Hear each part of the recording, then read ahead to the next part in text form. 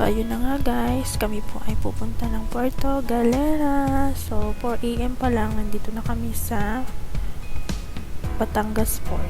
So, maaga kami kasi hinahabol namin yung 7 AM na fast trap.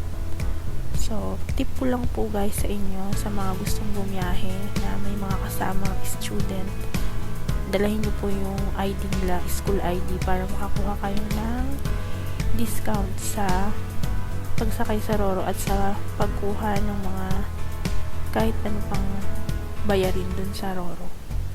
So, ayan na nga. So, 7 AM, umalis na po kami. So, 574 po ang isa ng bawat binayaran namin sa Roro. So, ang sinakyan po namin ay Montenegro Line. So, ito po ay fast track.